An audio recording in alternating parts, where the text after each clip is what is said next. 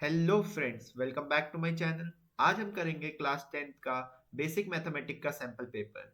उम्मीद है कि आपने पिछला वाला जो स्टैंडर्ड का सैंपल पेपर था वो सॉल्व कर लिया होगा और इसी के साथ आपका एक सैंपल पेपर सॉल्व हो चुका है। ठीक है, अब हम ये वाले पेपर को शुरू करते हैं। सबसे पहला सवाल जो इसमें पूछा था वो क्या पूछा है कि अगर दो पॉजिटिव इंटीजर a और b है और a कैसे लिखा है, a लिखा है आपका एक्स क्यूब वाई स्क्वायर और वहीं पे b क्या दिया हुआ है आपको एक्स वाई क्यूब। आपको पूछा गया HCF ऑफ द नंबर। देखो, अब HCF कैसे निकालते हैं? स्टैंडर्ड का पेपर जिन्होंने सॉल्व किया होगा उन्होंने देखा होगा कि हम HCF ऐसे निकालते हैं, जैसे a है एक्स क्यूब तो x को हम 3 बार मल्टीप्लाई करेंगे इंटू वाई स्क्वायर, तो y को 2 बार मल्टीप्लाई करेंगे। वही हम b लेंगे, b क्या है x और वाई क्यूब मतलब y कितनी बार आएगा 3 बार। एचसीएफ का मतलब क्या होता है कि हमें ना कॉमन देखना होता है। ठीक है, तो हाईएस्ट कॉमन फैक्टर तो एक x कॉमन है। ठीक है, इधर देखिए एक y कॉमन है और ये देखिए एक और y कॉमन है। तो जो इसका आंसर होगा वो क्या हो जाएगा अपना x, y 2 बार आया इसलिए y स्क्वायर। तो ये है आपका ऑप्शन नंबर बी। ठीक, अगला सवाल देखो। इस सवाल के लिए क्या था, LCM of smallest 2 digit composite number. सबसे पहले सबसे छोटा 2 डिजिट कंपोजिट नंबर क्या होता है, तो आपका जवाब होना चाहिए कि वो होता है 10। कैसे? देखो, 2 डिजिट का सबसे पहला नंबर तो 10 होता है। अब कंपोजिट क्या होता है, जिसके दो से ज्यादा फैक्टर होंगे, बेसिकली वो प्राइम नहीं होना चाहिए। तो 10 के देखोगे तो 1 की टेबल में भी आता है, 2 की टेबल में भी आता है, 5 में भी आता है और 10 में भी आता है। तो ये तो एक कंपोजिट नंबर हो गया। तो पहला नंबर हमें क्या मिल गया 10। और दूसरा क्या बोला, स्मॉलेस्ट कंपोजिट नंबर। तो सबसे छोटा नंबर होता है 1। ठीक है, लेकिन 1 को ना ही हम प्राइम मानते ना ही हम कंपोजिट मानते। 2 आपका प्राइम नंबर होता है तो ये भी नहीं होगा। 3 आपका प्राइम नंबर होता है, ये भी नहीं होगा। सबसे छोटा दूसरा क्या होगा 4। ठीक है, क्योंकि 4 इज अ कंपोजिट नंबर। अब आपको क्या करना है, 10 और 4 का एलसीएम लेना है। अब एलसीएम वो प्राइम फैक्टराइजेशन मेथड से लो या कैसे दिखाता हूं। अगर मैं एलसीएम लेऊंगा तो मैं ऐसे करूंगा कि 10 को मैं क्या लिख सकता हूँ, 10 को मैं लिख सकता हूँ 2 इंटू 5। ठीक है, वहीं पे मैं 4 को क्या लिख सकता हूँ, 4 को लिख सकता हूँ मैं 2 का स्क्वायर। आप हमेशा याद रखना कि जब हम एलसीएम लेते हैं तो हम सबसे बड़ी वाली पावर्स को ले लेते हैं। ठीक है, जैसे 2 है तो 2 की सबसे बड़ी पावर क्या रही हम पे 2। 5 है तो 5 की सबसे बड़ी पावर क्या रही 1। तो बस एलसीएम आपका यही होगा, 2 का स्क्वायर 4, 4 इंटू 5। तो आंसर आपका कितना हो जाएगा 20। ठीक है, आपको कंपोजिट नंबर की अगर डेफिनेशन सीखनी है तो ये होगा कंपोजिट नंबर। कि कंपोजिट नंबर वो नंबर होते हैं जिनके मोर देन 2 फैक्टर होते हैं, जिनके क्या होते हैं मोर देन 2 फैक्टर्स होते हैं, जो 2 से ज्यादा लोगों की टेबल में आते हैं। ठीक, वहीं पे प्राइम नंबर आपको पता है जो अपनी टेबल और 1 में आते हैं। ठीक, अगला सवाल। अगर x की वैल्यू 3 है तो आपको k की वैल्यू, ये बहुत बार सवाल आता है तो इसमें कुछ नहीं करना होता है। आपकी जो इक्वेशन है पॉलिनोमियल जो आपको x के टर्म में दी है, that is x square minus 2kx minus का 6 इक्वल टू 0। इसमें आपको पुट करना होता है जो आपको x की वैल्यू दी है, क्या दी है 3। तो क्या हो जाएगा ये आंसर, 3 का स्क्वायर माइनस 2k और फिर 3 फिर माइनस का 6 इक्वल टू 0। 3 का स्क्वायर क्या होता है 9, 3 टू जा क्या होता है 6 और यहाँ पे ऐसे रहेगा। तो 9 में से 6 जाएंगे 3 आएगा, 3 माइनस 6 के इक्वल टू 0। आप क्या करो 3 के को उधर भेज दो तो माइनस 6 के बराबर माइनस का 3, के बराबर क्या हो जाएगा माइनस का 3 अपॉन में माइनस का 6।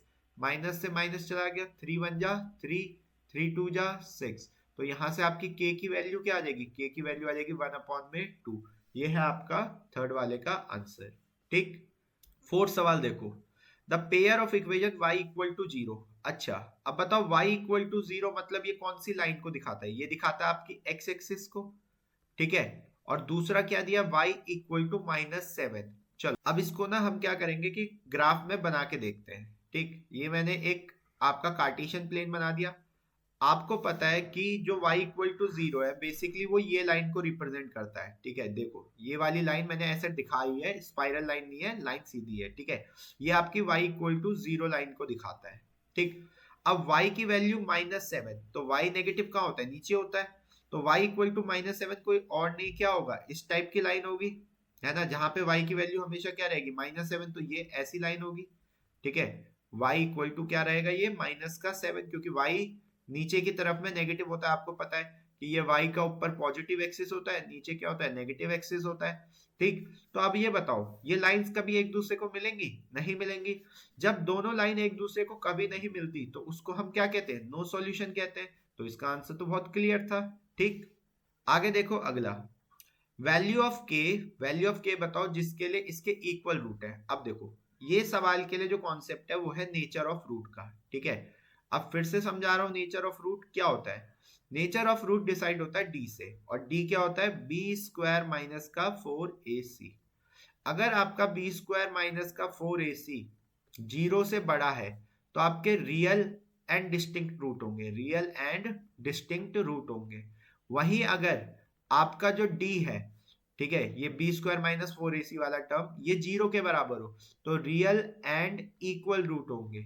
और वहीं अगर आपका जो डी है, ठीक है, बी स्क्वायर माइनस 4ac वो जीरो से छोटा हो तो नो रियल रूट होंगे। ये बात आपको याद होनी चाहिए, बार बार इसको याद कर लो। ठीक है, अब डी निकालते हैं इसका। आपको पता है, आपको इक्वेशन दी है 2x स्क्वायर माइनस का के एक्स प्लस का के इक्वल टू 0।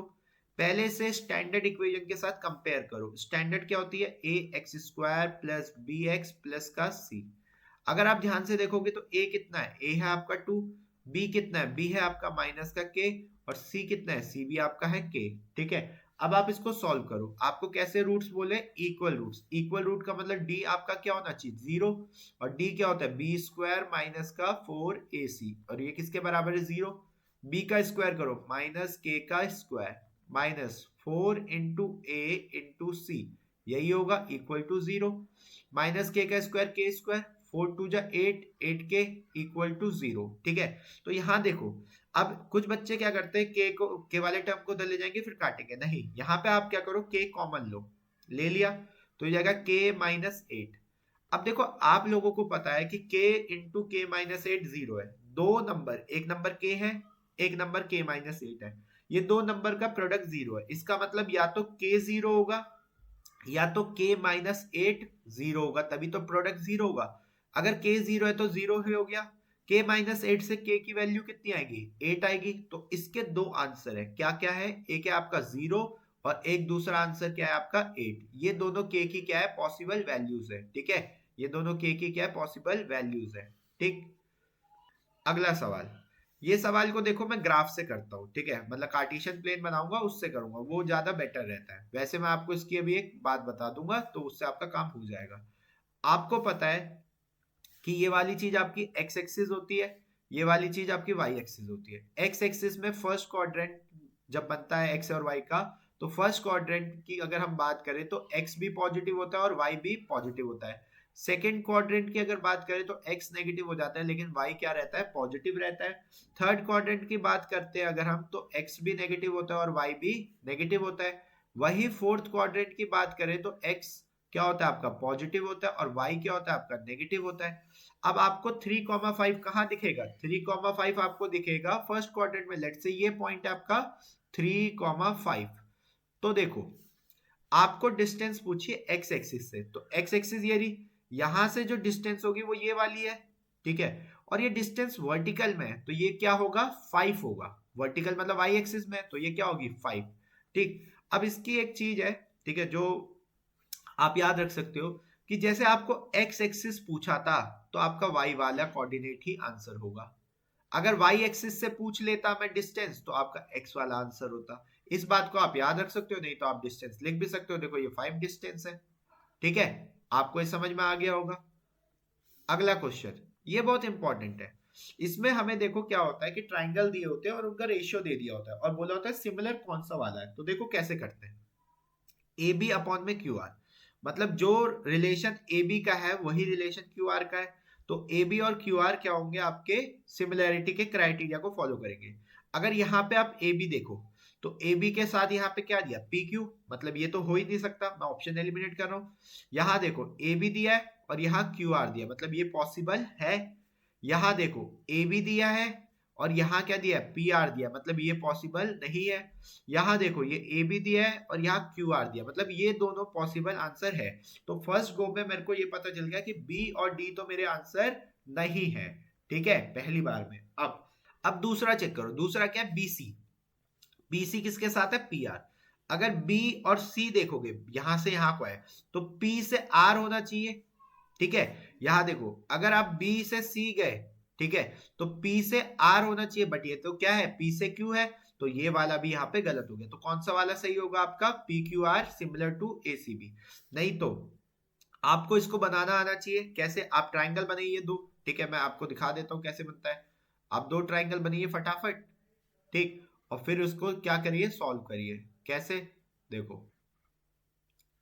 आपने ये ट्राइंगल बनाया, पहले आप एक साइड लिखो ए बी, लिख दिया। जैसे आपने जिस साइड को इधर लिखा, उस साइड के अपोजिट वहां लिखो क्यू आर, लिखा।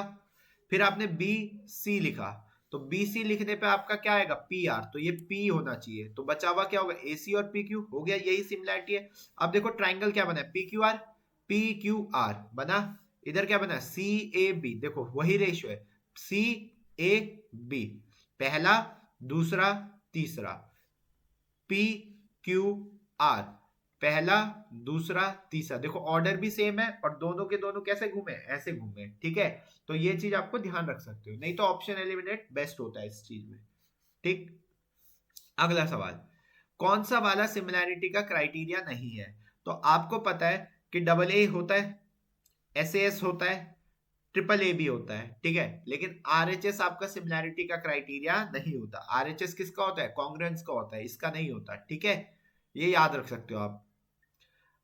अगला सवाल, अगला सवाल देखो क्या है, in figure TP and TQ are two tangent. अगर टीपी और टीक्यू टेंजेंट है तो आपको पता होता है टेंजेंट की लेंथ इक्वल होती है। अब मैं उस पर काम नहीं करूंगा। जिसका सेंटर ओ है और पीओ क्यू इतना है, तो आपसे पीटी क्यू पूछा है, पीटी क्यू मतलब आपसे ये वाला एंगल पूछा है, ठीक है। लेट्स ये फाइंड एंगल करते हैं हम, ठीक। आपको पता है कि जो ओपी होगा, रेडियस है, it will be perpendicular to PT, क्योंकि आपको ये बात मैं बहुत बार बता चुका हूं कि जो रेडियस होता है वो परपेंडिकुलर होता है किसके, टेंजेंट के, ठीक है। Radius is perpendicular to tangent, तो ये वाला एंगल कितना हो जाएगा आपका इस हिसाब से 90 डिग्री, ठीक। उसके बाद आपको पता है कि दूसरा ओ क्यू भी परपेंडिकुलर है किसके, टी क्यू के, क्योंकि यहाँ पे भी वही कॉन्सेप्ट है, radius is perpendicular to tangent, तो मतलब ये भी कितना हो जाएगा, 90 हो जाएगा। अब आपको दिख रहा होगा कि ओ पी टी क्यू एक क्वाड्रिलैटरल है, और आपको पता है कि क्वाड्रिलैटरल जो होता है उसके टोटल एंगल का सम कितना होता है, 360 होता है ना। तो आप ये कह सकते थे कि P वाला एंगल प्लस O वाला एंगल प्लस Q वाला एंगल प्लस T वाला मतलब पी टी क्यू, इन सबको जोड़ के कितना आना चाहिए, 360। जोड़ लो फटाफट, 90 plus 110 plus 90 plus P T Q equal to कितना हो जाएगा, 360। अब आप फटाफट माइनस वो करोगे तो आपका एंगल पी टी क्यू कितने आने वाला है, 70 डिग्री, ठीक है। ये आपका क्या हो गया, आंसर हो गया, ठीक। अब ऐसे केस के लिए मैं आपको शॉर्ट बता देता हूं कि अगर ऐसा ही फिगर आया और शॉर्ट करना हो तो सिंपल सा है। आपको ये याद रखना होगा कि एंगल बिटवीन टेंजेंट, ठीक है, एंगल बिटवीन टेंजेंट जो आपका ग्रीन ब्लू से बना हुआ है, एंगल बिटवीन टेंजेंट प्लस कहां पे, सेंटर का एंगल मिलके हमेशा ही आपको 180 देने वाला है, क्योंकि ये रेडियस वाला कॉन्सेप्ट तो उसको 90 90 करने वाला है, ठीक। ये बात याद रख सकते हो आप। अगली चीज, कॉस ए अगर आपको दिया है तो आपको पता है कॉस थीटा क्या होता है, कॉस थीटा होता है बेस अपॉन में हाइपोटेनस, मतलब बेस आपका 4 है, हाइपोटेनस आपका 5 है। अब आपसे पूछा है टैन, और टैन आपको पता है क्या होता है, परपेंडिकुलर अपॉन में बेस। तो देखो बेस तो नीचे है, 4 होना चाहिए, नीचे 4 है, इसमें नहीं है, नीचे 4 है, हाँ है, नीचे 4 है, नहीं है, नीचे 4 है, नहीं है, तो कौन सा ऑप्शन सही है, बी हो गया मेरा सॉल्व। नहीं तो जिसको निकालना है वो पाइथागोरस लगा ले, ठीक है। याद होगा पाइथागोरस ट्रिपलेट 3,4,5, 5 आपकी सबसे बड़ी साइड है तो ये हाइपोटेनस है। कॉस से आपको पता चल गया कि ये बेस है, तो परपेंडिकुलर कौन रहा होगा, आपका 3 रहा होगा, ये भी आपका सॉल्व हो गया, ठीक। अगला सवाल देखो, the if the height of the tower is equal to the length of its shadow the angle of elevation. Very good, बहुत आसान सवाल है। जैसे मान लो एक टावर है, ठीक है, इसकी परछाई बनी, ठीक है, इसकी क्या बनी, परछाई बनी, शैडो बनेगी। तो शैडो बनी है मान लो यहाँ पे, ठीक। अब आप तो नीचे होंगे ना, यहाँ पे इस पॉइंट पे आप होंगे ऑब्जर्वर, ओ मान लेते हैं इस पॉइंट को। अब आपको पता है आपकी आंख पे एंगल कहाँ से बनेगा, नीचे से, यहाँ से टॉप पॉइंट की तरफ को, यही तो आपके आंख पे एंगल बनेगा। अब आपसे पूछ रहा है कि ये एंगल कितना है, बस आपको हिंट ये दिया है कि height of the tower is equal to height of the shadow, यही तो परछाई है। अब आपको पता है tan थीटा क्या होता है, tan theta is equal to perpendicular upon में बेस। क्या दिया परपेंडिकुलर, h, बेस कितना दिया h, h से h कैंसिल, कितना आ गया 1। अब बताओ tan में 1 कब होता है, तो tan theta is equal to 1 है, तो थीटा कितना डिग्री हो जाएगा, थीटा हो जाएगा 45 डिग्री। ये है आपका आंसर, ठीक। अगला सवाल आइडेंटिटी बेस है, 1 माइनस कॉस स्क्वायर थीटा क्या होता है, तो आपको पता होगा कि sine square theta plus cos square theta is equal to 1, ठीक है। तो साइन स्क्वायर थीटा को हम ये भी तो लिख सकते हैं 1 माइनस कॉस स्क्वायर थीटा, और देखो यही आपसे पूछा है तो इसका आंसर क्या हो जाएगा, साइन स्क्वायर थीटा। ऐसे ही आपसे पूछ सकता था कि 1 माइनस साइन स्क्वायर थीटा क्या होता है, तो आप बोलते कॉस स्क्वायर थीटा होता है, देखो ये भी प्रूव हो गया, ठीक। तो आप इसको रिजल्ट की तरह ही याद रखो या तो आइडेंटिटी से निकाल लेना। अगला सवाल, the radius of a circle is same as the side of a square, तो क्या दिया हुआ hint, radius equal to side, okay, ठीक है। साइड किसकी, स्क्वायर की, साइड ऑफ स्क्वायर। तो इनके पेरीमीटर का रेशियो बोल रहा है, ठीक है। पेरीमीटर आपका मतलब ऊपर सरकमफेरेंस ऑफ सर्कल आएगा, ठीक है, सरकमफेरेंस आएगा, नीचे क्या आएगा पेरीमीटर, क्योंकि नीचे तो स्क्वायर है आपका, ठीक। आपको पता है सरकमफेरेंस का फॉर्मूला क्या होता है, 2 पाई r, और वहीं पे किसका, स्क्वायर का पेरीमीटर का फॉर्मूला क्या था, 4 इंटू साइड, साइड को भी मान लेते हैं हम लोग r ही मान रहे हैं, ठीक है, रेडियस और उसके टर्म में। तो आपको पता है r से r कैंसिल, 2 से 4 कितनी बार में जाता है, 2 बार में, तो क्या है आपका पाई अपॉन में 2, मतलब रेशियो कितना आ गया, पाई रेशियो 2।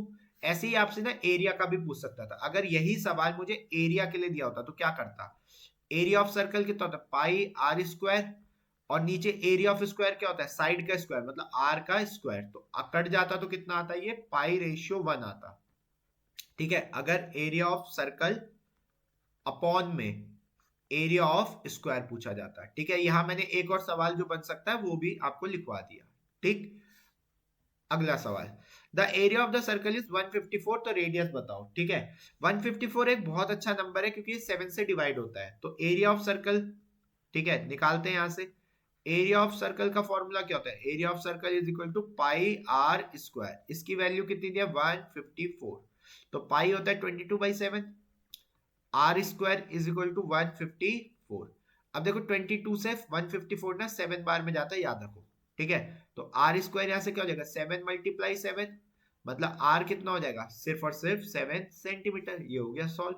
कितने बच्चे तो ऐसे होते हैं जो रिजल्ट भी याद रखते हैं कि अगर रेडियस 7 होगा तो आपका जो एरिया होगा वो 154 होगा, आप भी याद रख सकते हो, ठीक। अगला सवाल, जब एक डाइस को फेंका गया probability of getting an even number less than 4, तो सबसे पहले मैं डाइस के लिए सैंपल स्पेस लिखता हूं। जब भी आप डाइस को फेंकते हो तो आपका सैंपल स्पेस होता है 1 2 3 4 5 6, ये आपका सैंपल स्पेस होता है। अब आपको इवन नंबर चाहिए लेकिन लेस देन 4 चाहिए, तो फेवरेबल क्या है, इवन नंबर, तो इवन क्या होते हैं, इवन होते हैं आपके 2, ठीक है। 4 होता लेकिन इसने बोला 4 से कम, तो सिर्फ क्या होगा फेवरेबल 2।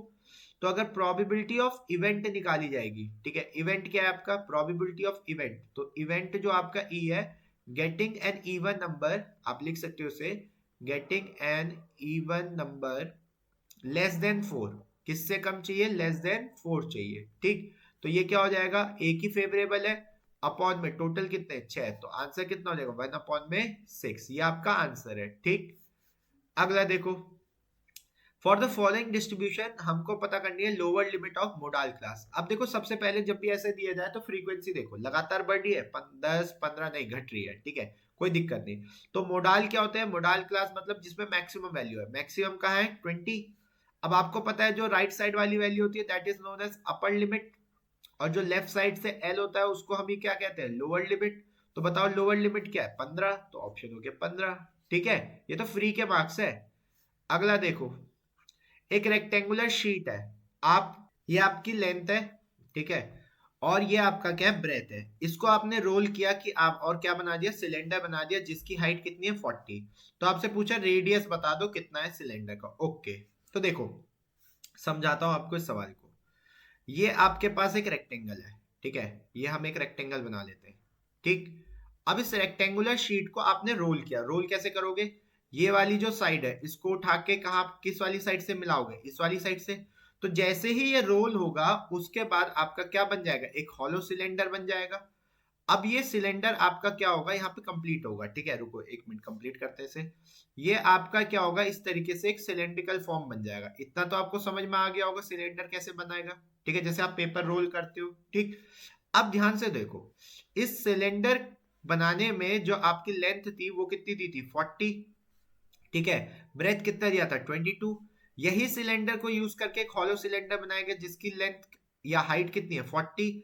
आपसे क्या पूछ रहा है, रेडियस पूछ रहा है, बेसिकली ये पूछ रहा है। अब देखो आप क्या कर सकते हो, आप इसमें एरिया को कांस्टेंट करो। किस चीज का, कि एरिया ऑफ रेक्टेंगल। ठीक है, क्योंकि ये हॉलो है इसलिए एरिया कांस्टेंट हो रहा है। Area of rectangle is equal to, area कौन सा वाला बनेगा सिलेंडर का, C S C of cylinder, और वहीं से ही आपका सवाल सॉल्व होगा। ठीक है, क्योंकि फोल्ड किया था। एरिया ऑफ रेक्टेंगल कितना है, 40 इंटू 22। सी एस से क्या होता है, 2, फॉर्मूला लिख लेता हूं, 2 पाई आर एच। तो ये हो जाएगा 2 इंटू पाई मतलब 22/7। आर हमें निकालना है, एच कितना है 40। देखो कितना आसान है, 22 से 22 चला गया, 40 से 40 चला गया, 7 उधर मल्टीप्लाई में जाएगा, 2 डिवाइड में आएगा, 7/2। और 7/2 कितना होता है, 3.5। खत्म सवाल। ये सवाल हो गया। 3.5 क्या है, सेंटीमीटर है। ठीक, अगला सवाल, consider the following frequency distribution. अच्छा, ये फ्रीक्वेंसी डिस्ट्रीब्यूशन दिया तो आपसे पूछा मीडियन क्लास क्या है। ठीक है जी, मीडियन क्लास कैसे निकलेगी, देखो पहले आप सी एफ निकालो। ये एफ दिया है तो सी एफ निकालो। सी एफ कैसे होगा, पहले का नंबर सेम, 12 में 10 जोड़ेंगे 22, 22 में 15 जोड़ेंगे 37, 37 में 8 जोड़ेंगे 45, 45 में 11 जोड़ेंगे कितना हो जाएगा, 56 हो गया। जो लास्ट नंबर आता है वही आपका एन होता है, 56। तो n/2 कितना होगा, 56 को अगर आप 2 से डिवाइड करोगे तो n/2 आपका हो जाएगा 28। मतलब CF वो होगा जो आपका 28 से जस्ट बड़ा है। 28 से जस्ट बड़ा वाला CF क्या है, 37।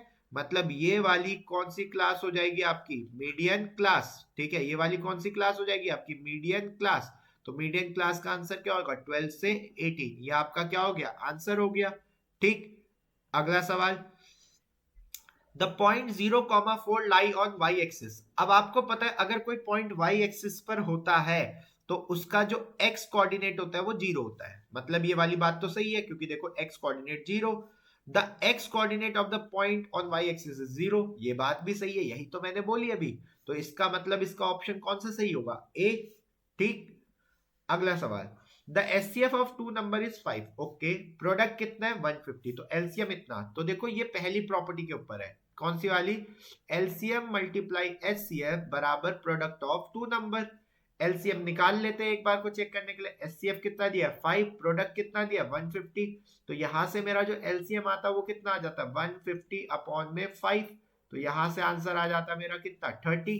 और यहाँ कितना दिया है 40, मतलब पहली बात गलत है। अब क्या कह रहा है, कोई भी दो इंटीजर के लिए HCF multiply LCM is equal to A multiply B. ये बात सही है, मतलब असर्शन इज रॉन्ग बट आपका जो रीजन है वो सही है। तो इसके लिए कौन सा ऑप्शन हो जाएगा, आपका ऑप्शन हो जाएगा डी। खत्म, आपके पहले 20 सवाल यहाँ पे खत्म होते हैं। ठीक है, ये है अपना सेक्शन बी का पहला सवाल। क्या कह रहा है, फाइंड वेदर कि फॉलोइंग पेयर कैसे कंसिस्टेंट या इनकंसिस्टेंट। चलो अब आपको इसका कॉन्सेप्ट समझाता हूं। कंसिस्टेंट का मतलब होता है वो इक्वेशंस जिनके कोई सॉल्यूशन हो। क्या होते हैं, जिनके कोई सॉल्यूशन एग्जिस्ट करते हैं। तो इसमें दो टाइप की लाइन आती है आपकी, एक आती है आपकी कोइंसिडेंट वाली लाइन, ठीक है, और एक कौन सी आपकी आती है, इंटरसेक्टिंग वाली लाइन। अगर आपकी लाइन कोइंसिडेंट और इंटरसेक्टिंग क्या होगी, लाइंस होगी, तो आपका आंसर कंसिस्टेंट होगा। और इनकंसिस्टेंट किसके लिए आता है, इनकंसिस्टेंट आता है सिर्फ और सिर्फ पैरेलल के लिए। किसके लिए आता है, पैरेलल के लिए। पैरेलल लाइन के लिए क्यों आता है, क्योंकि पैरेलल लाइन का कोई भी सॉल्यूशन नहीं होता। तो ये तो रहा आपका कॉन्सेप्ट। अब सीखो यहाँ पे कैसे करते हैं। तो इसको पहले लिखो प्रॉपर फॉर्म में, तो ये ऐसे हो जाएगा, राइट साइड पे 0 होना चाहिए, ठीक है, ये बात याद रखा करो। ठीक, 6x माइनस का 4y माइनस का 9 इक्वल टू 0। तो यहां अगर आप देखोगे तो a1 आपका कितना है 3, a2 कितना है आपका 6, b1 कितना है आपका 2, b2 कितना है आपका माइनस का 4, c1 आपका कितना है माइनस का 8, c2 कितना है आपका माइनस का 9। सबसे पहले आप क्या निकालते हो a1 बाई a2, तो कितना हो जाएगा 3 अपॉन में 6 मतलब 1 बाई 2। फिर आप क्या निकालते हो b1 बाई b2, कितना है आपका 2 अपॉन में -4 मतलब हो जाएगा माइनस का 1 बाई 2। अब आपने एक बात नोट करी कि a1 बाई a2 आपका बराबर नहीं आया किसके b1 बाई b2 के। मतलब ये कौन सी लाइन है, ये है आपकी इंटरसेक्टिंग। और इंटरसेक्टिंग लाइन कैसी होती है, इंटरसेक्टिंग लाइन आपकी होती है कंसिस्टेंट। तो इस सवाल का आंसर क्या होगा, कंसिस्टेंट होगा। ठीक है, आपका ये सॉल्यूशन हो गया। अब आपको बाकी दो कंडीशन भी बता देता हूं। अगर a1 बाई a2 इक्वल हो जाए b1 by b2 but not equal to c1 by c2, तो ये पैरेलल लाइन की कंडीशन होती है। ठीक, और वहीं पे अगर a1 by a2 is equal to b1 by b2 and equal to c1 by c2 हो जाए, तो ये किसकी कंडीशन होती है, को इंसिडेंट की। ठीक, ये तीनों बातें आपको याद भी होनी चाहिए। ठीक है, अगला सवाल, ये सवाल आपने एज अ प्रूफ भी किया होता है, और जिन बच्चों ने किया होगा उनको रिजल्ट भी याद होगा कैसे करते हैं। जो आपके पास सवाल है उसको करने के लिए सबसे पहले आपको एक कंस्ट्रक्शन करनी पड़ेगी। क्या, आपको डी से बी को ज्वाइन करना पड़ेगा, और मैं कंस्ट्रक्शन यहीं पे कर रहा हूँ। ठीक है, ये रेड कलर से कंस्ट्रक्शन कर दी। ठीक, सबसे पहले मैं लिख लेता हूँ मैंने क्या स्टेप किया। मैंने किया कंस्ट्रक्शन, क्या किया, ज्वाइन डीबी। ठीक है, ज्वाइन डीबी। अब इसको कैसे करते हैं, देखो आपको दो ट्रायंगल दिख रहे होंगे। ठीक है, सबसे पहले जो आपको ट्रायंगल दिख रहा होगा वो दिख रहा होगा ट्रायंगल ए बी डी। ठीक, ए बी डी। अगर आप इसमें देखोगे आपको सवाल में दिया हुआ है कि जो ई एफ है वो पैरेलल है किसके, ए बी के, दिया हुआ है, आपने देख लिया। ए बी जो है वो पैरेलल है ई एफ के। पैरेलल देखते ही चोटी पकड़ो और बीपीटी लगा दो। चोटी क्या है ट्रायंगल की, ये लगाओ बीपीटी। क्या लगाओगे बीपीटी बताओ।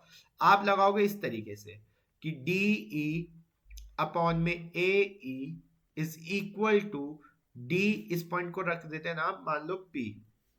ठीक है, तो हो जाएगा डी पी अपॉन में पी बी। कोई दिक्कत, देखो यहाँ पे प्रूफ में देखो ए ई ऊपर चाहिए और ईडी नीचे चाहिए, तो इसको पलट के लिख लेते हैं। ठीक है, कोई दिक्कत नहीं होती इसमें। तो ये क्या होगा, ए ई अपॉन में D E is equal to P B upon में डी पी। ठीक है, यहाँ पे लिख देता हूं टेकिंग रेसिप्रोकल। जो भी आप करते हो आप लिखा करो। ठीक है, टेकिंग रेसिप्रोकल। और ये वाला जो ऊपर वाली बात मुझे किसने बताई थी, ये बता के गए थे मेरे कानों में अभी बीपीटी थ्योरम वाले थेल्स अंकल। ठीक है, ठीक।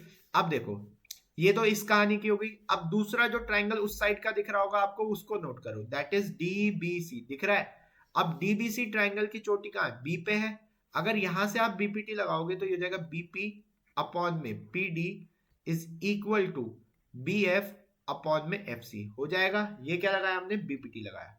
अब ये भी आपने बीपीटी लगाया।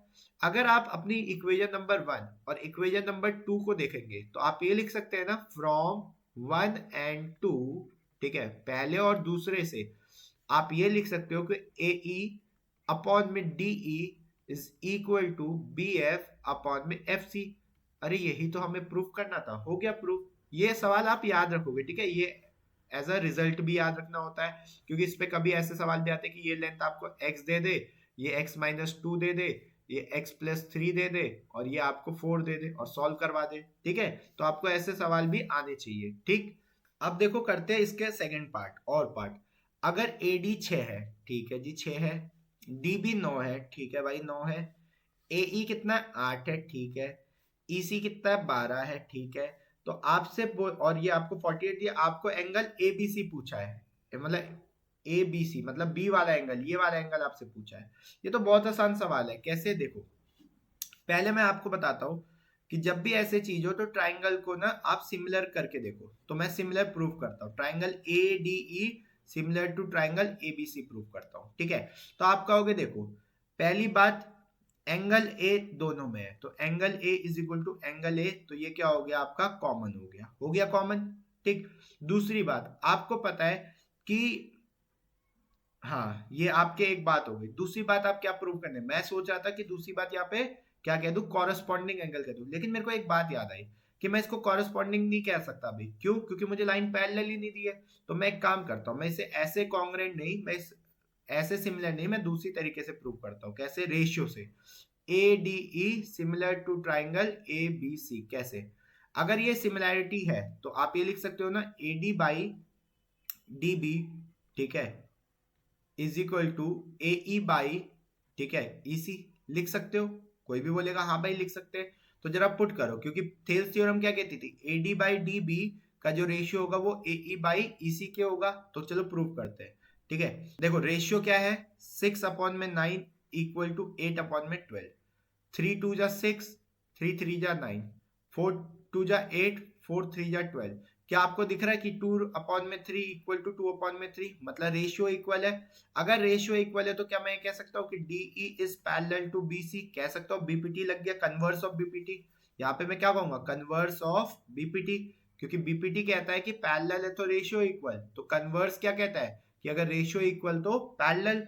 तो अगर ये पैरेलल होगी तो फिर तो मेरे लिए बहुत आसान है कि angle ADE is equal to angle ABC, because corresponding angle हो गए। ठीक है, कौन से एंगल हो गए? कॉरस्पॉन्डिंग एंगल हो गए। अगर ये कॉरस्पॉन्डिंग एंगल हो गए, इसका मतलब एंगल ABC किसके बराबर हो गया? 48 डिग्री के। ये है आपका अगला सवाल। देखो, the length of the tangent from a point A at a distance 5 centimetre from the centre. Centre से जो आपकी लेंथ ऑफ द टेंजेंट है, कहां से ड्रॉ किया गया था? ए से। वो उसकी डिस्टेंस कितनी दी है? 5 सेंटीमीटर। और आपको क्या कहा है कि centre of the circle is 4 centimetre, और सेंटर ऑफ द सर्कल की ये वाली डिस्टेंस कितनी दी है? 4 सेंटीमीटर दी है।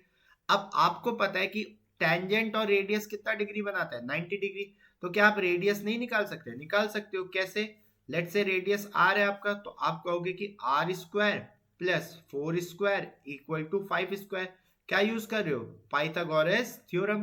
Pythagoras theorem. अब आप अगर ये लिखोगे तो क्या हो जाएगा आपका? तो हो जाएगा ये r square plus 16 is equal to 25। तो r square is equal to कितना हो जाएगा? 9। और आर कितना हो जाएगा फिर? 3 सेंटीमीटर। ये आपका सवाल है। ठीक है, अगला सवाल। इवेल्युएट करो sine square 60 plus 2 tan 45 minus cos square 30 को। इसमें आपको वैल्यूज आनी चाहिए। ठीक है, साइन 60 कितना होता है? √3/2। तो √3/2 का स्क्वायर। ठीक, 2 tan 45 कितना होता है? 1। कॉस स्क्वायर 30 कितना होता है? कॉस 30 होता है आपका √3/2। तो ये हो गया इसका स्क्वायर। तो कितना हो जाएगा बताओ? √3 का स्क्वायर 3, 2 का स्क्वायर 4 प्लस 2 माइनस √3 का स्क्वायर 3, 2 का स्क्वायर 4। देखो 3/4 3/4 कट गया, तो आंसर कितना आ गया? 2। बहुत आसान सवाल है ये भी। ठीक, अब करते हैं अगला सवाल।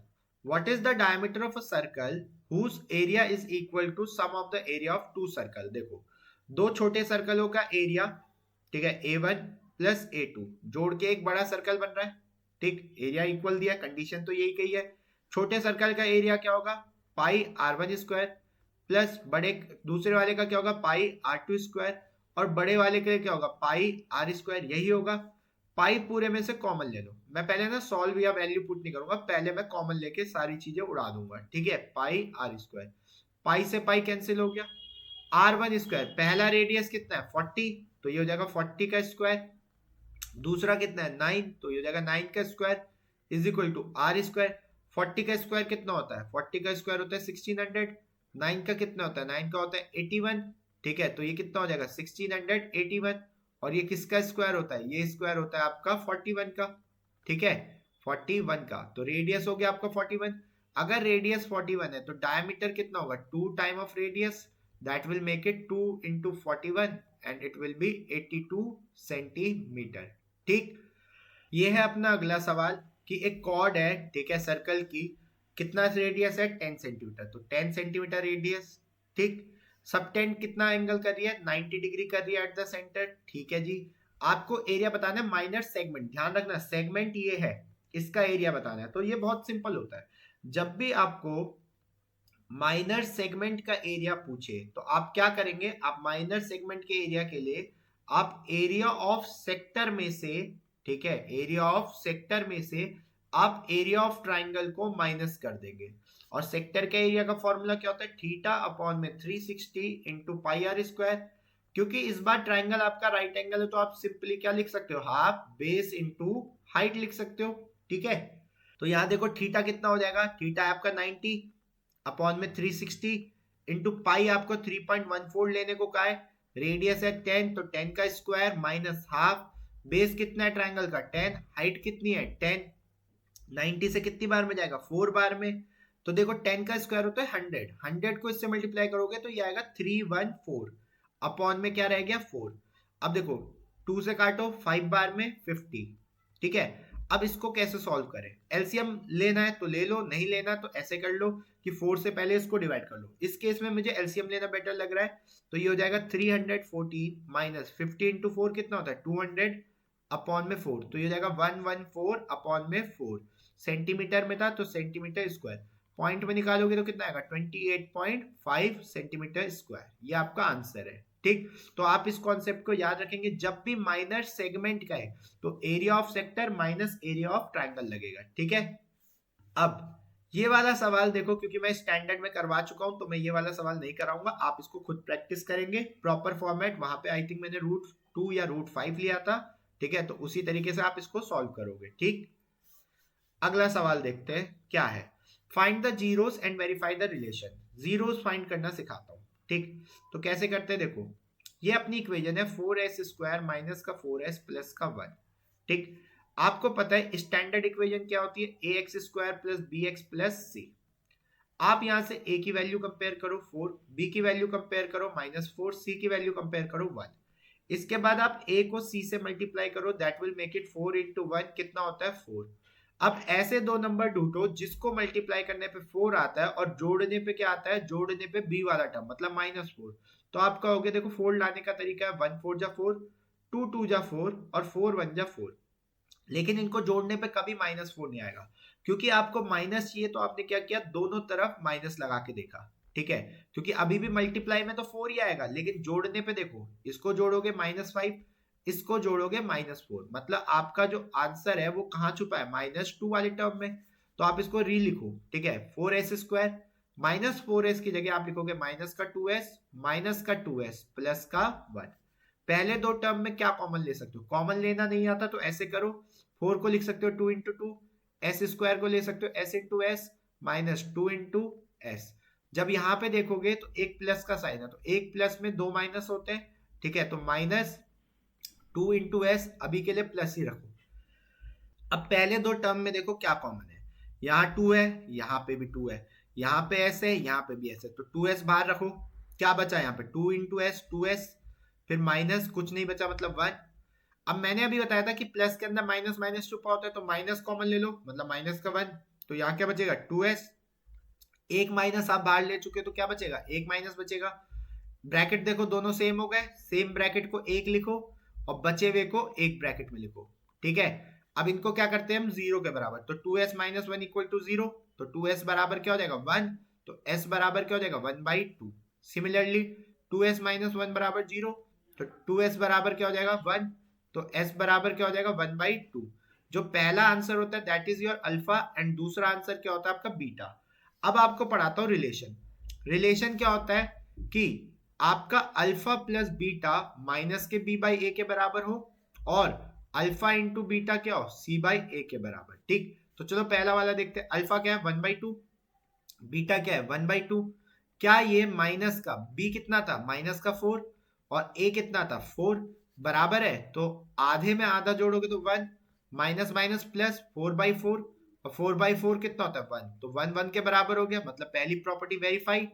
अल्फा इंटू बीटा क्या c/a के बराबर है, तो अल्फा कितना है 1/2, बीटा कितना है 1/2, c कितना है c है 1 और a कितना है 4, तो 1/2 को मल्टीप्लाई करोगे 1/4 इक्वल टू 1/4, ये हो गया वेरीफाई। ठीक है, अगला सवाल, अगला सवाल आपको कह रहा है लीनियर इक्वेशन का सवाल है, आपको कह रहा है कि the coach of a cricket team by करता है 4 बैट 1 बॉल इतने रुपए पे, तो क्या करते हैं लेट कर लेते हैं। ठीक है, let cost of a bat, एक बैट की कॉस्ट ले लेते हैं हम x रुपए, कितने रुपए ले लेते हैं x रुपए। ठीक, वहीं पे let cost of a ball ले लेते हैं हम कितनी y रुपीस। ठीक है, आप पेपर में ऐसे डैश डैश नहीं करोगे, आप पूरा लिखोगे, ठीक है। अकॉर्डिंग टू क्वेश्चन आपको क्या कहा है, 4 बैट और 1 बॉल मिलके कितने रुपए हुए, 2050 रुपीज। उसी में 3 बैट और 2 बॉल की कीमत कितनी हुई, 1600। आपसे पूछा है कॉस्ट बताओ, तो ऐसे सवालों में आप लगाओ एलिमिनेशन। कैसे करते हैं, कोएफिशिएंट सेम करके। देखो यहाँ y में 2 है, यहाँ 1 है, तो सेम करने के लिए ऊपर वाले को किससे मल्टीप्लाई करना पड़ेगा, 2 से। तो क्या हो जाएगा, ये 8x प्लस 2y, इसको मल्टीप्लाई करोगे तो आएगा 4100, ठीक है। नीचे हो जाएगा 3x plus 2y equal to 1600। अब साइन बदल दो, माइनस माइनस माइनस, 8 में से 3 गया 5x, 2 में 2 गया 0, और यहाँ क्या बचेगा, 4100 में से ये गए तो बचेगा आपका 2500, ठीक। तो यहाँ से x कितना आ जाएगा, 2500 अपॉन में 5, तो ये कितना हो जाएगा 500। बैट की कीमत आ गई 500। अब किसी में भी पुट कर दो, तो 4 into 500 plus y equal to क्या था, 2050, तो जाएगा 2000 प्लस y इक्वल टू 2050। तो ये कितना हो जाएगा, ये हो जाएगा आपका y is equal to 50 rupees. तो ये आपके किसकी कीमत आ गई, ये आपके बॉल की कीमत आ गई, ठीक। तो यहां से इसके बाद आप लास्ट में लिख भी देना कि cost of a bat equal to rupees में 500, ठीक है।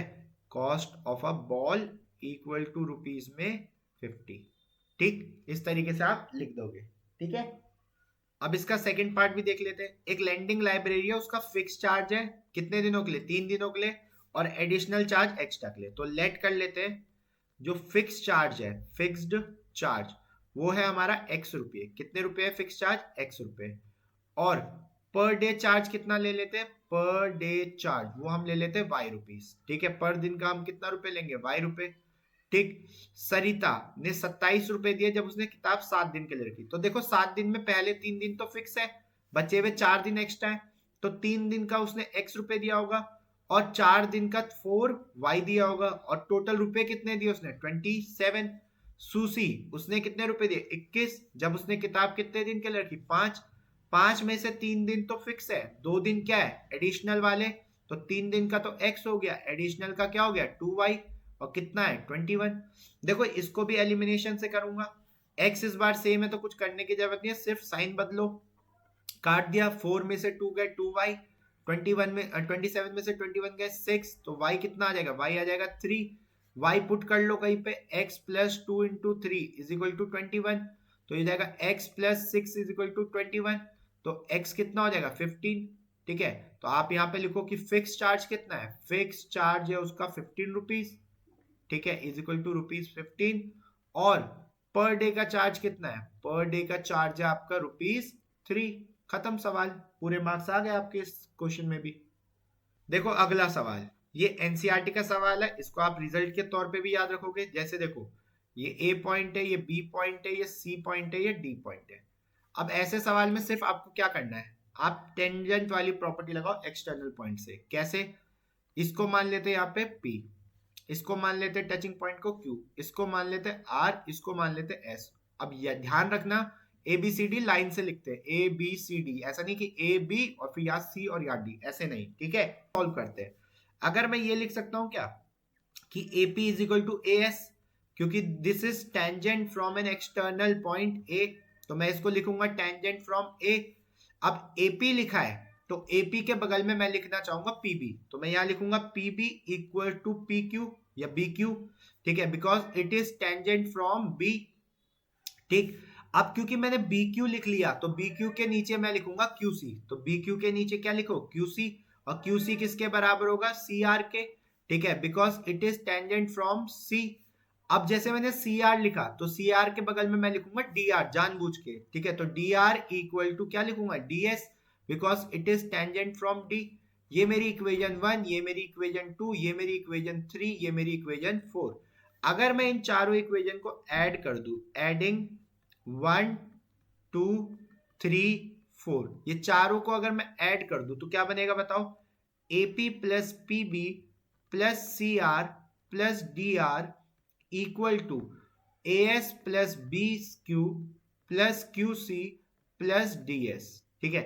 अब ध्यान से देखो, एपी और पीबी को जोड़ा, एपी और पीबी को जोड़ा तो एबी बन गया, इसीलिए मैंने एपी के नीचे पीबी वाला टर्म लिखा था जानबूझ के।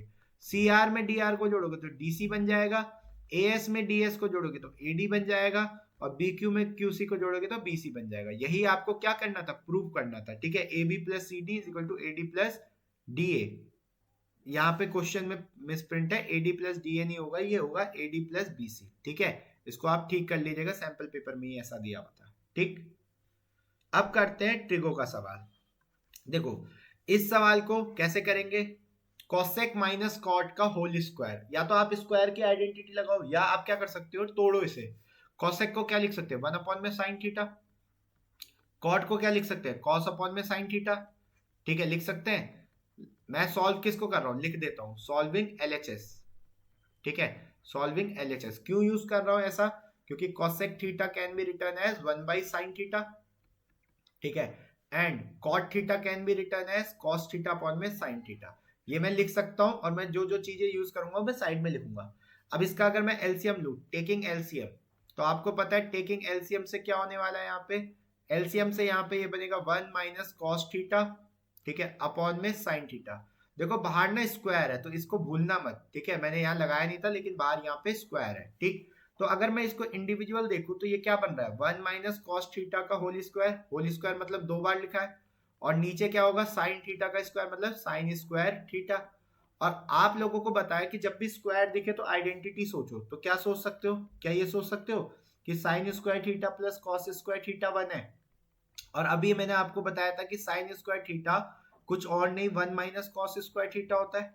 तो आप क्या ये नहीं लिख सकते यहाँ पे कि 1 minus cos theta into 1 plus, sorry यहाँ तो माइनस ही, 1 माइनस कॉस थीटा अपॉन में 1 माइनस कॉस स्क्वायर थीटा।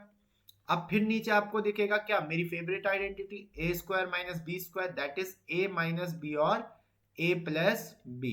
तो ये क्या हो जाएगा, ये हो जाएगा आपका 1 minus cos theta into 1 minus cos theta क्योंकि स्क्वायर था, और नीचे हो जाएगा आपका 1 minus cos theta into 1 plus cos theta. अब देखो 1 माइनस कॉस थीटा से 1 माइनस कॉस थीटा कैंसिल, तो ये क्या आएगा, ये आएगा आपका 1 माइनस कॉस थीटा अपॉन में 1 प्लस कॉस थीटा।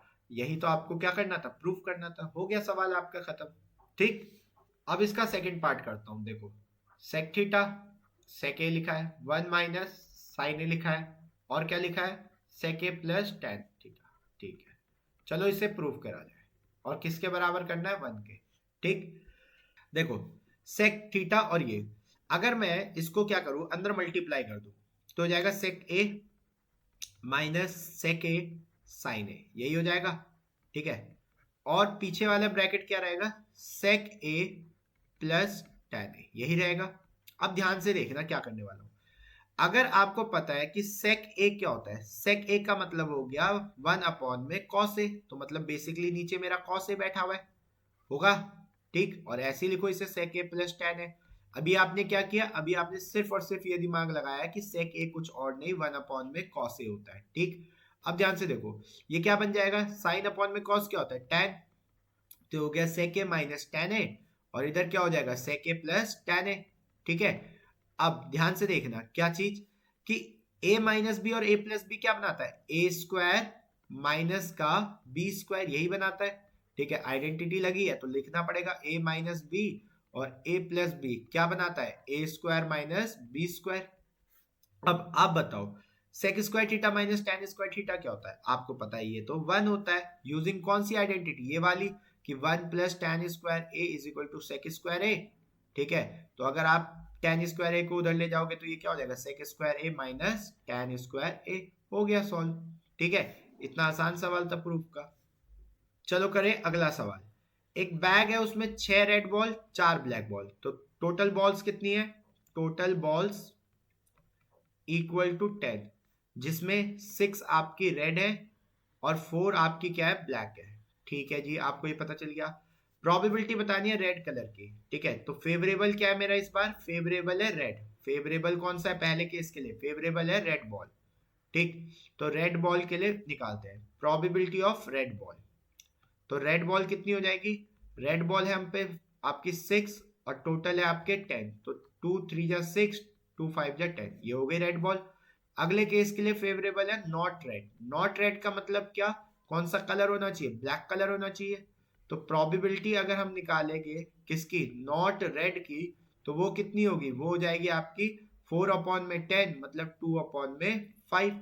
अब आप ये भी कह सकते थे, इसको भी यूज कर सकते थे क्या, प्रोबेबिलिटी रेड होने की प्लस प्रोबेबिलिटी रेड ना होने की मिलके कितना होगा 1। तो आपके रेड होने की 3/5 थी, ना होने की क्या होती, ना होने की आपका इसका 1 से उधर माइनस करते, तो क्या बन जाता, प्रोबेबिलिटी रेड ना होने की 1 - 3/5।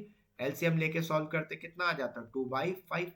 इसी के साथ आपको ये भी समझ में आ गया कि प्रोबेबिलिटी किसी इवेंट के होने की प्लस ना होने की मिलके हमेशा कितना होता है, 1 होता है। ये आपका एक कॉन्सेप्ट है, ठीक, आप इसको याद रखेंगे। अगला सवाल देखते हैं, अच्छा सवाल है, सेक्शन डी पे हम लोग पहुंच चुके हैं, ठीक है। अब देखो इसको जल्दी से खत्म करते हैं। सेक्शन डी के बाद एक ट्रेन है, वो 360 किलोमीटर चलती है, ठीक है जी। अगर उसकी स्पीड 5 किलोमीटर पर आवर ज्यादा हो तो 1 घंटा कम टाइम लेगी, ठीक है। तो लेट कर लेते हैं, ठीक है, कि जो स्पीड है वो उसकी कितनी है, x किलोमीटर पर आवर है, ठीक, ओरिजिनल स्पीड। ठीक, नई स्पीड कितनी कह रहा है कि 5 किलोमीटर पर आवर से बढ़ानी है। अगर आपको पता है कि अगर आप स्पीड बढ़ा देते हो तो टाइम आपको कम लगेगा, और कितना टाइम कम लग रहा है, 1 घंटा। तो पहले टाइम ज्यादा लग रहा होगा, तो टाइम ओरिजिनल माइनस टाइम नया का डिफरेंस कितना हो जाएगा, 1 आवर, ठीक। अब देखो टाइम क्या होता है, टाइम होता है जैसे स्पीड बराबर होता है डिस्टेंस अपॉन में टाइम। तो टाइम होता है आपका क्या, डिस्टेंस अपॉन में स्पीड। डिस्टेंस कितनी है, 360। ओरिजिनल स्पीड कितनी थी, x, माइनस डिस्टेंस कितनी है, 360। ओरिजिनल की स्पीड नहीं, नई स्पीड कितनी है, x+5। कितना आ गया डिफरेंस, 1। अगर आप 360 को कॉमन ले लो तो यहाँ क्या बचेगा, 1/x माइनस 1/x+5, ठीक है, इक्वल टू 1। 360 को ना दूसरी साइड भेज देते हैं, ठीक है, और इधर एलसीएम लेते हैं, तो क्या हो जाएगा, x+5 माइनस का x अपॉन में x into x+5 is equal to 1/360, यही होगा। देखो x से x तो कैंसिल, ठीक है, और 5 को अब 360 से करोगे तो कितना आएगा, 180, मतलब 1800 इक्वल टू x को x से किया x², x को 5 से किया 5x। तो यहां से आपकी क्वाड्रेटिक बनेगी x² प्लस 5x माइनस 1800, ठीक है। अब आप इसको कैसे भी सॉल्व करो, इसको सॉल्व करने के लिए मैं आपको एडवाइस करूंगा, आप लगाओ क्वाड्रेटिक फॉर्मूला। कैसे, वो होता है आपका x बराबर -b plus minus root b² minus 4ac upon में 2a, ठीक है। आप इस क्वाड्रेटिक फॉर्मूले में पुट करोगे तो a आपको रखना है 1, b आपको रखना है 5, c आपको रखना है माइनस का 1800, और आप इसका आंसर कमेंट करोगे, ठीक है। ये आपके लिए होमवर्क क्वेश्चन हो गया। अब देखो अगला सवाल, अगला सवाल कौन सा है, मोटर बोट की स्पीड 18 किलोमीटर पर आवर है स्टिल वाटर में, और वो 1 घंटा ज्यादा लेती है 24 किलोमीटर अपस्ट्रीम। अच्छा, ये अपस्ट्रीम और डाउनस्ट्रीम वाला सवाल है। अब देखो जिन्होंने पिछली वीडियो नहीं देखी तो उनको कॉन्सेप्ट नहीं पता होगा, ठीक है। मैं बस यहाँ पे लिख रहा हूँ, अगर उसको देखना तो आप सवाल देख सकते हो। अपस्ट्रीम में क्या होता है, हमारी स्पीड जो होती है वो कम होती है, ठीक है। तो अगर हमारी बोट की स्पीड इसमें कितनी दी है, 18 दी है, तो उस केस के लिए हमारी स्पीड रहेगी 18 माइनस एक्स, ठीक है। एक्स क्या है मेरा, एक्स होगा स्पीड ऑफ स्ट्रीम, पानी की स्पीड, ठीक है, क्योंकि वो मुझे अपोज कर रही है। वहीं पे जब मैं डाउन स्ट्रीम की बात करता हूँ, ठीक है, किसकी बात करता हूँ, डाउन स्ट्रीम की, तो वहां पे पानी मेरे साथ बह रहा होगा, तो मेरी स्पीड क्या हो जानी चाहिए उस केस में, 18 प्लस एक्स। अब बताओ स्पीड ज्यादा इसमें तो टाइम ज्यादा किस में लिखेगा, टाइम लगेगा अपस्ट्रीम में, तो आप लिखोगे time upstream minus time downstream is equal to कितना घंटे का अंतर है, 1 घंटे का। टाइम क्या होता है, अभी बताया था, स्पीड बराबर डिस्टेंस अपॉन में टाइम, तो टाइम बराबर हो गया डिस्टेंस अपॉन में स्पीड। डिस्टेंस कितनी है, 24, अपस्ट्रीम में स्पीड कितनी है, 18 माइनस एक्स, माइनस डिस्टेंस कितनी है 24, डाउनस्ट्रीम में स्पीड कितनी है 18 प्लस एक्स, और डिफरेंस कितना है 1। अब इस क्वेश्चन को भी आप ही सॉल्व करेंगे, कैसे, वही तरीका, 24 कॉमन लिया, 1/18 minus X minus 1/18 plus X is equal to 1। Solve करो और क्वाड्रेटिक बनेगी, आंसर निकालो, ठीक है, और आंसर कमेंट करोगे इसका भी आप, ठीक। अब देखो अगला सवाल, prove that if a line is drawn parallel to one side of a triangle to intersect the other two sides in distinct point, तो ये सेम रेशियो, अरे ये तो आपका क्या है, ये आपका बीपीटी थ्योरम है। आप इसका प्रूफ लिखोगे एज इट इज, ठीक है। जो आपके टीचर ने कराया होगा वही प्रूफ आप लिखोगे, नहीं तो आप एनसीईआरटी बुक का प्रूफ एज इट इज लिख डालोगे, ठीक। मैं अगला क्वेश्चन करवाता हूँ आपको, ठीक। देखो, ये है आपका सवाल। In triangle P Q are, T आपका पॉइंट है ऑन पी क्यू, ठीक है। टी आपका पी आर पे है और एस आपका पी क्यू पे है। अगर आपको गिवन है, ठीक है, कि पी एस अपॉन में एस क्यू, ठीक है, इक्वल है आपका पी टी अपॉन में टी आर के, और एंगल पी एस टी मतलब ये वाला एंगल इक्वल है आपके पी आर क्यू मतलब ये वाले एंगल के, ठीक है। तो आपको प्रूव करना है कि ये जो पी क्यू आर है वो आइसोसेलेस है, ठीक है। आइसोसेलेस का मतलब क्या होता है, इक्वल साइड प्रूव करनी है, बेसिकली बात तो यही हुई, ठीक। तो चलो इसको ट्राई करते हैं, कैसे करेंगे देखो। आप इसको करोगे तो सबसे पहले आपने ये लिखा कि angle P S T is equal to angle P Q R, ठीक। और ये भी कैसे लिख पा रहे हो बताता हूं। ये इसलिए लिख पा रहे हो क्योंकि ये आपका क्या है, कॉरस्पॉन्डिंग एंगल है, ठीक। अब बच्चे बोलेंगे सर आपको कैसे पता कि ये कॉरस्पॉन्डिंग एंगल है, पैरेलल बोला था। तो मैं बोलूंगा देखो, इसको लिखने से पहले आप ये लिख लेना, गिवन वाले में पी एस अपॉन में S Q is equal to P T upon में टी आर, क्योंकि रेशियो इक्वल है तो इसका मतलब एस टी पैरेलल होगा किसके, क्यू आर के। और ये क्या है, बेसिकली ये कन्वर्स ऑफ बीपीटी, हमने एक सवाल इसी वीडियो में किया हुआ है ऐसा ही, ठीक है।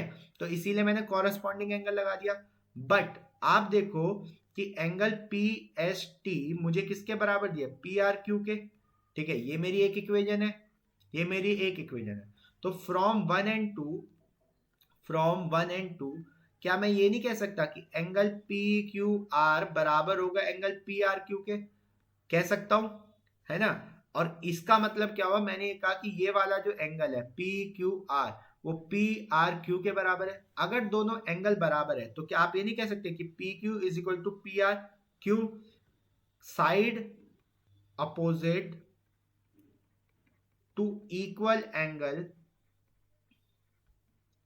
आर इक्वल, ये तो आपको पता है। और जैसे ही आपने ये स्टेटमेंट लिखी तो आप क्या कह सकते हो, क्योंकि आपके साइड इक्वल होगा तो आप कह सकते हो कि ट्राइंगल पी क्यू आर क्या होगा, इज एन आइसोसेलेस ट्राइंगल, ठीक, इज एन आइसोसेलेस ट्राइंगल। हो गया प्रूफ, ठीक है। ये प्रूफ भी आपने अगर प्रीवियस ईयर के क्वेश्चन लगाए होंगे तो आपने किया होगा पक्का, ठीक। अब देखिए ये है आपका 34 वाला सवाल। अब 34 वाला सवाल आपको देख के ही पता चला होगा क्योंकि ये एनसीईआरटी का सवाल है, आप लोगों ने एनसीईआरटी लगाई होगी, तो ये सवाल आप खुद कर सकते हो, इसमें मेरे को बताने की जरूरत कुछ है नहीं, ठीक है। चलो मैं ये सवाल करता हूँ। ये सवाल है आपका कि आपको एवरेज निकालना है।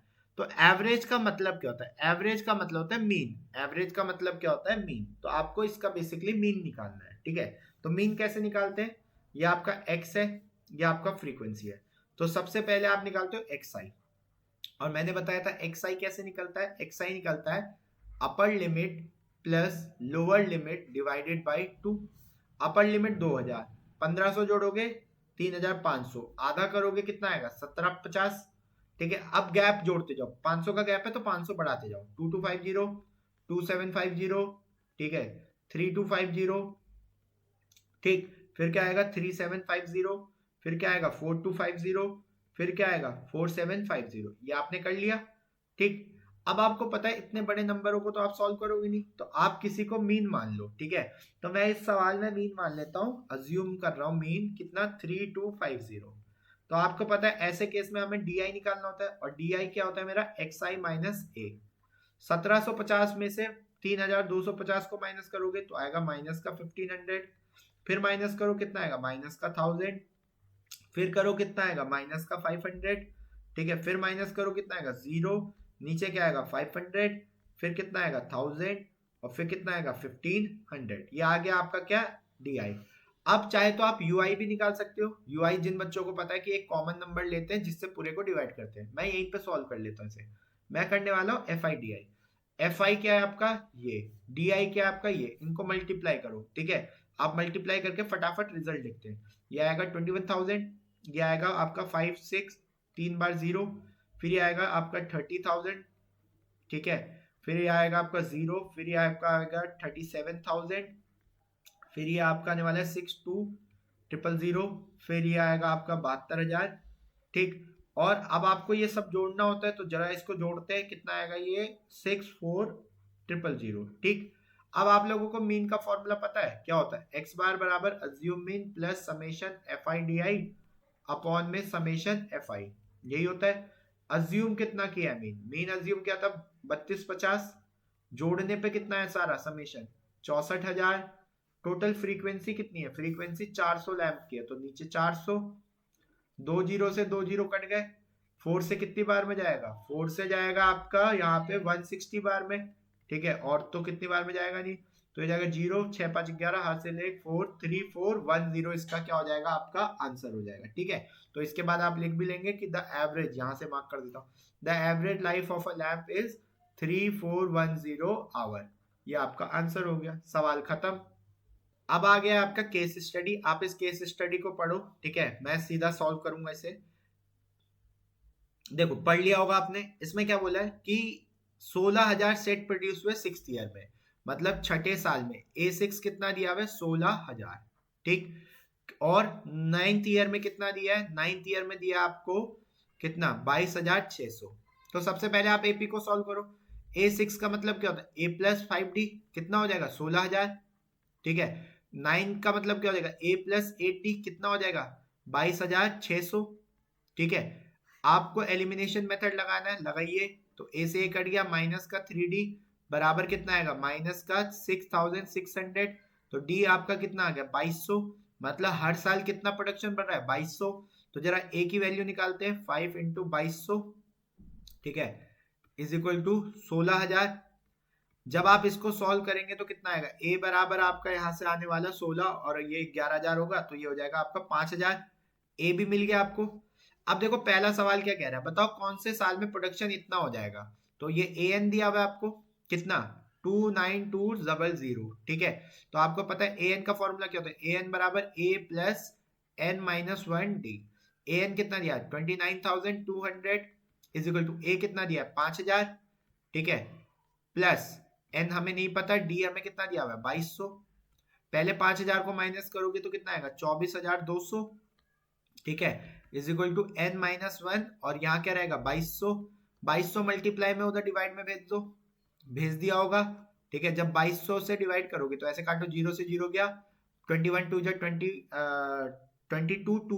22 से 1 बार में कटेगा, फिर कितनी बार में? फिर से ये 1 बार में कटेगा। तो यहाँ पे आ जाएगा n माइनस वन आपका 11, तो n कितना हो जाएगा यहाँ पे? 12। मतलब 12वें साल में आपकी प्रोडक्शन कितनी हो जाएगी? 29,200। ठीक है, आपसे पूछा 8वें साल में कितनी होगी? 8th year. तो 8th ईयर के लिए आप निकाल सकते हो कैसे? A8 आपसे पूछ रहा है, तो आपको पता है A8 का मतलब क्या होता है? A plus 7D। A है आपका 5,000। ठीक है, 7D कितना आपका? 2200। 2200 को अगर इससे किया होगा तो कितना? 15, 15,400, तो ये आएगा आपका कितना? 20,400 की प्रोडक्शन होगी। इसके साथ आपका सेकंड पार्ट कंप्लीट हो गया। प्रोडक्शन ड्यूरिंग फर्स्ट 3 ईयर पूछा है, तो फर्स्ट 3 ईयर भी आप निकाल सकते हो, पहले 3 साल में कितना प्रोड्यूस किया। देखो इसके लिए ना मैं क्या करता हूँ, थोड़ा यहाँ पे जगह बना लेता हूँ। ठीक, यहाँ से बनाता हूँ। ठीक, पहले 3 साल का प्रोडक्शन पूछा है, 3 साल का, तो एस एन पूछा है। ठीक है, एस एन पूछा है। ठीक है, तो एस एन क्या होता है? एन बाई टू, ब्रैकेट में 2a plus N minus one D. ठीक है, यही एस एन होता है। एन कितना है? 3 साल, 3/2 ब्रैकेट 2 इंटू ए कितना है? ए आपका 5,000 प्लस 3 माइनस ए कितना? 2 इंटू डी कितना आपका? 22। ठीक है, तो कितना हो जाएगा? 3/2, 10,000 प्लस 4,400, मतलब ये हो जाएगा आपका कितना? 14,400। 14,400 को डिवाइड करोगे 2 से तो कितना आएगा? 7,200। 3 को अगर 7,200 से मल्टीप्लाई करोगे, 3 दूनी 6, 21, तो आएगा 21,000। ठीक है, 600 की आपकी टोटल प्रोडक्शन हुई है। ठीक, अब ये डिफरेंस वाला सवाल करते हैं, 7th ईयर के प्रोडक्शन और 4th ईयर के प्रोडक्शन। तो मतलब ये बेसिकली आपसे A7 माइनस A4 पूछा है। A7 का मतलब क्या होता है? A plus 6D। A4 का मतलब क्या होता है? A plus 3D। तो ये जाएगा A प्लस 6D माइनस का A माइनस का 3D। तो A से A कट गया, 6D में से 3D गया, कितना आएगा? 3D। तो ये जाएगा 3 इंटू 2200, तो कितना आएगा? ये आएगा 6,600 आंसर। ठीक, ये आपका हो गया। सेकंड देख लेते हैं। पढ़िए आप इसे। Aliya and Shagun are friend living on the same street on Patel Nagar. Shagun house is at the intersection of one street with another. Okay, मतलब यहाँ पे जहाँ पे लाइब्रेरी है, they both study in the same school and that is not far from Shagun house. Suppose the school is located at O. ये school है, ठीक है, पहले मैं मार्क कर लेता हूँ, ये स्कूल है। आलिया का हाउस, ठीक है, आलिया मतलब आलिया भट्ट नहीं यहाँ पे, ठीक है, आलिया का हाउस शगुन का कहाँ है, बी पे, ठीक है, शगुन, ठीक, और लाइब्रेरी कहाँ दी हुई है, सी पे। सारे पॉइंट आपने मार्क कर लिए। पूछ रहा है कि how far is Alia house from Shagun house. Alia का हाउस शगुन से कितना दूर है, ठीक है, ये दूरी है। देखो सिंपल सी बात है, कोऑर्डिनेट निकाल लो। बी पॉइंट के पहले ए पॉइंट के कोऑर्डिनेट लिखते हैं। एक्स एक्सिस पे 2, वाई एक्सिस पे 3। बी पॉइंट के कोऑर्डिनेट एक्स एक्सिस पे 2, वाई एक्सिस पे 1। क्या आप डिस्टेंस फॉर्मूला नहीं लगा सकते? डी बराबर ये आपका x1 हो गया, ये आपका y1 हो गया, ये आपका x2 हो गया, ये आपका y2 हो गया। तो डिस्टेंस फॉर्मूला क्या होता है? रूट में x2 माइनस x1 का whole square plus y2 minus y1 का होल स्क्वायर। तो ये क्या हो जाएगा? रूट में x2 कितना है? x2 है आपका 2 माइनस x1 भी कितना है? 2, 1 माइनस 3 का होल स्क्वायर। तो ये कितना हो जाएगा आपका? 0 प्लस 4। तो ये कितना हो जाएगा? 4 यूनिट। 4 का रूट कितना होता है? 4 का रूट होता है 2। तो कितना दूरी पे है? 2 यूनिट दूरी पे, ठीक है। How far is the library from Shagun house. Library और शगुन हाउस के बीच की दूरी देखो ये वाली है। अब मैं इसमें डिस्टेंस फॉर्मूला लिया, अब मैं सीधा लगा सकता हूँ। देखो एक्स एक्सिस पे 2 से 4 हुआ, लेकिन वाई एक्सिस तो सेम है, तो कुछ नहीं, डिस्टेंस सेकंड पार्ट के लिए भी कितनी होगी? 2 यूनिट होगी। आप डिस्टेंस फॉर्मूला से सॉल्व कर लेना, ठीक है। आगे पूछ रहा है शो करो कि school is farther compare to Aliya house and, ठीक है, लाइब्रेरी। स्कूल जो है वो दूर है, फर्दर का मतलब यहाँ पे दूर वाला है, फार्दर है, ठीक है, फर्दर वाला नहीं है, फार्दर कंपेयर्ड है। लाइब्रेरी आलिया के हाउस और लाइब्रेरी से। स्कूल दूर पाना है किससे? आलिया के हाउस और लाइब्रेरी से। तो आप दोनों डिस्टेंस निकालेंगे और दिखाएंगे कि वो डिस्टेंस ज्यादा है, ठीक है। ये काम आप खुद कर सकते हैं, ठीक। अगला आप देखते हैं, शो दैट आलिया की हाउस और शगुन की हाउस और लाइब्रेरी एक आइसोसेलेस राइट एंगल ट्राइंगल बना रहा है। तो मतलब ये तीनों को जोड़ के क्या आना चाहिए? Right angle triangle. अगर राइट एंगल ट्राइंगल है तो आप बेसिकली ये होना चाहिए कि ए बी का स्क्वायर प्लस बी सी का square must be equal to A c का स्क्वायर। पहले तो एक कंडीशन। दूसरी कंडीशन ये होनी चाहिए कि ए बी किसके बराबर होना चाहिए? बी सी के बराबर होना चाहिए। अगर ये दो कंडीशन पूरी होंगी तभी थर्ड का और पार्ट क्या होगा? सही होगा। तो ठीक है, आपको समझ में आ गई होगी ये बात। अब ये है आपका आखिरी सवाल, ठीक है, इसको भी मैं जल्दी कर लेता हूं। सबसे पहले आपसे मेजर पूछा ए सी डी, ठीक है, ए सी डी ये वाला पॉइंट। तो आपको पता है अगर ये 45 है तो ये भी क्या होगा? 45। ऑल्टरनेट इंटीरियर एंगल, खत्म हो गया पहला पार्ट, कोई दिक्कत नहीं। अगर वाई ए बी 30 है तो ए बी डी भी 30 है, ठीक है। ऐसा क्यों? इसका रीजन भी आप क्या लिखोगे? ऑल्टरनेट इंटीरियर एंगल, खत्म ये भी पार्ट। ये क्या पूछा इन्होंने इतने आसान सवाल, 30 डिग्री, खत्म सवाल। Find the length of C D, आपसे सी डी की लेंथ पूछी। अब पूछा काम का सवाल। अब आपको पता है अगर आप tan 45 लगाओगे तो परपेंडिकुलर आपका AD और CD आपका नीचे। tan 45 1, AD आपका 100, तो CD कितना आ जाएगा? CD भी आपका 100। ये भी खत्म हो गया सवाल, 100 मीटर आ गया। आपसे पूछा लेंथ BD, सेम कॉन्सेप्ट वहां लगा सकते हो कि अगर आप tan 30 लगाओगे तो परपेंडिकुलर आपका AD, लेकिन जो आपका बेस है वो DB। और tan 30 क्या होता है? 1/√3। 1/√3 100 ये है, DB ये है, तो DB कितना हो जाएगा? DB हो जाएगा 100√3। खत्म सवाल। ये भी बहुत आसान सवाल था, ये सारे सवाल केस के बड़े आसान थे, ठीक है। उम्मीद करता हूँ सभी को पेपर समझ में आया होगा। वीडियो पसंद आया, वीडियो को लाइक करें और ज्यादा से ज्यादा शेयर करें।